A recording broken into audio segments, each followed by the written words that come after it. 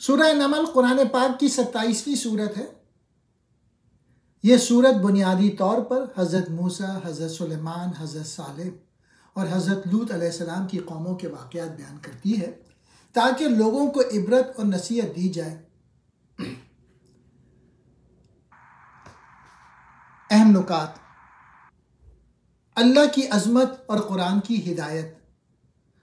سورت کے آغاز میں اللہ تعالیٰ فرماتے ہیں کہ یہ قرآن ہدایت اور خوشخبری دینے کے لیے نازل کیا گیا ہے، مگر کفار اس سے غافل ہیں۔ دوسرا، اس سورت میں حضرت موسیٰ علیہ السلام کا واقعہ۔ حضرت موسیٰ علیہ السلام کو اللہ نے کوہ طور پر نبوت دی اور فرعون کی سرکشی اور اس کے انجام کا ذکر کیا گیا۔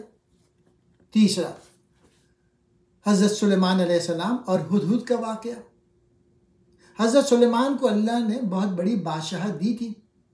وہ پرندوں، جانوروں اور جنات کی زبان سمجھتے تھے۔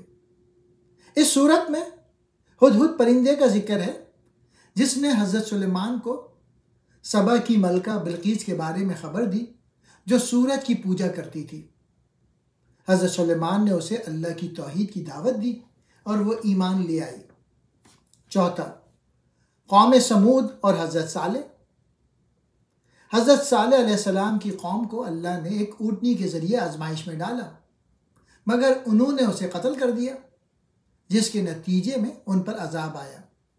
پانچواں، قوم لوط کا انجام۔ حضرت لوط علیہ السلام کی قوم بداعمالیوں میں مبتلا تھی۔ انہوں نے نبی کی نصیحت نہ مانی تو اللہ نے ان پر سخت عذاب نازل فرمایا۔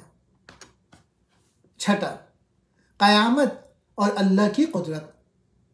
آخر میں اللہ تعالیٰ اپنی قدرت کی نشانیاں بیان فرماتے ہیں اور یہ بتایا گیا کہ قیامت کے دن ہر شخص کو اس کے اعمال کا بدلہ ملے گا۔ تو اس سورت کے سبق کیا ہیں؟ اللہ کی قدرت اور توحید پر ایمان رکھنا چاہیے، اللہ کے نبیوں کی بات ماننی چاہیے ورنہ قوموں کی طرح عذاب آ سکتا ہے۔ غرور اور سرکشی کا انجام ہمیشہ برا ہوتا ہے۔ اچھے اعمال کا بدلہ ملے گا اور برے اعمال پر سزا ہوگی۔ یہ سورت ہمیں سبق دیتی ہے کہ اللہ کی نشانیوں پر غور کریں اور سیدھے راستے پر چلیں۔